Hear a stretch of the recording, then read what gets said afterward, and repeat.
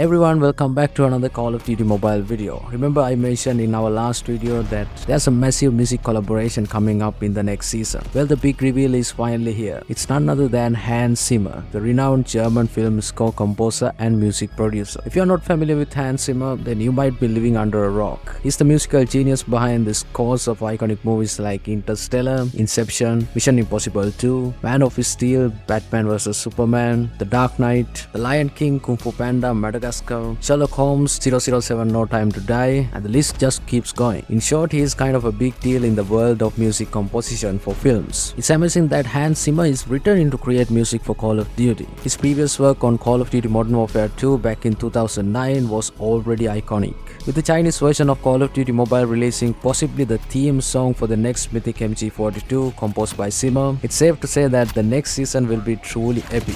Trust me, we may even witness the best theme song in the history of Call of Duty Mobile in next season. I can't wait for it.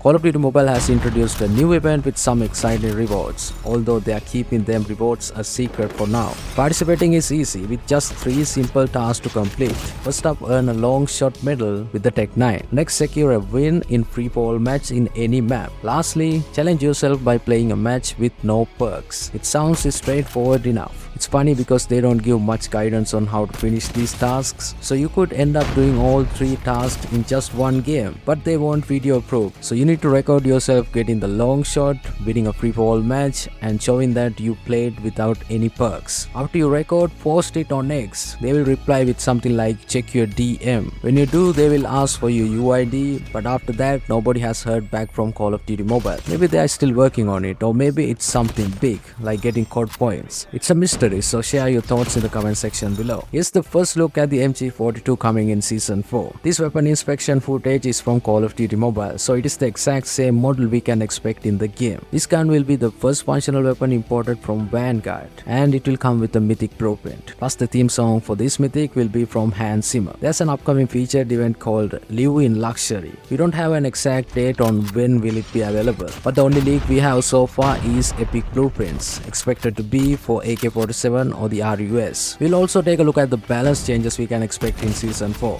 but keep in mind these are from the Season 4 test server, so they are subjected to change until officially announced. The ADS bullet spread of the Type 19 has been decreased from 1021 to 1018. This rifle has been quite effective in ranked matches, but this adjustment aims to balance its performance. The base ADS movement speed of the Grau has been decreased from 3.16 meters per second to 3.07 meters per second. Although the damage remains the same, this slight change in movement speed may affect how quickly they can strafe when they ADS. The decrease in damage radius from 0.65 to 0.45 for the man over thermite mag may not have a significant impact if you are hitting body shots, as it should still perform similarly. However, it could affect its effectiveness in hitting targets nearby the explosion radius. The S36 has received a damage increase from 30-23-18 to 30-24-18, along with a lower arm multiplier increase from 1 to 1.1. While these changes might not seem significant at first glance, they actually represent a substantial buff for the S36, reminiscent of its performance in earlier seasons of the game. The Cordite hit flinch has been decreased from 1.2 to 0.8. This adjustment doesn't affect the damage or range of the Cordite, rather it reduces the amount of hit flinch experienced by enemies when they are shot by the Cordite. The MSMC has received some buffs. Its headshot multiplier has been increased from 1.1 to 1.3, its chest multiplier has been increased from 1 to 1.2, and its hipfire spread has been decreased, but only in multiplayer from 191 205 to 100 180. These changes will make the MSMC even more effective, especially in close squad combat situations. The PKM has undergone some adjustments. Its lower arm multiplier has been buffed from 1 to 1.07. Its ADS bullet spread has been decreased from 920 to 818, and its hit flinch has been decreased from 0.8 to 0.65. Now honestly, because this is a light machine gun, I don't like the hit range decrease because it will feel more like an assault rifle for the enemies. I also noticed there's a difference in how you feel the recoil when you have the legendary PKM. I don't know whether this is the same for the other PKM skins. Let me know in the comment section below. The Tundra breath hold time has been decreased from 6 seconds to 2.5 seconds. Honestly, who's going to hold their breath that low? I have never done it. Have you? The Tech9's range has been increased from 10, 20, 30 to 12, 22, 30. And its fire accuracy has been improved in Battle Royale from 120, 180 to 40, 80. It seems like they're encouraging players to use the Tech9 in Battle Royale. Do you think it's a good weapon in PR? Personally, I haven't used it in PR as much as in multiplayer, so I can't say. What about you? With the Swordfish Halberd mag,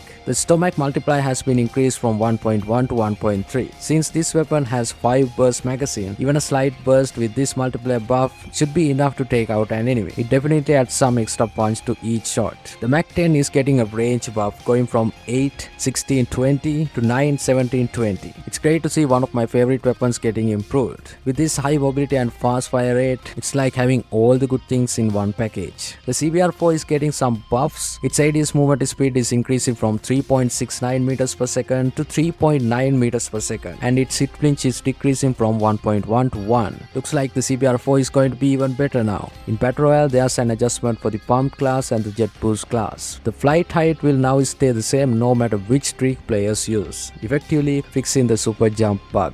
Here are some other changes to the operator skills and its Scorestreaks. Havoc's activation point requirement is decreased. It's going to be same for the Death Machine. So these two operator skills will load much faster than what it was before. When it comes to Scorestreaks, the gunship score requirement decreased from 2000 to 1900. Not a big change, but this will make a huge difference on people choosing gunship as their score streak or not. Then when it comes to the Guardian, health points increase from 400 to 650. I always thought Guardian is one of the weakest score streaks out there. I'm glad that they buffed the health of it. Persistent Perk score multiplier is decreased from 2 to 1.8.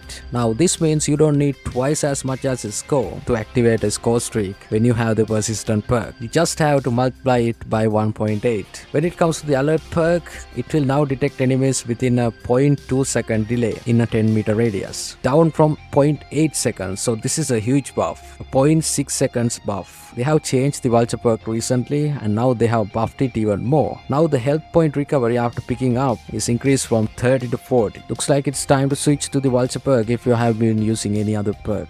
That's not all, we have more news about Season 4. Rumor has it that the next multiplayer map to be added will be Dimian's map from Call of Duty Vanguard.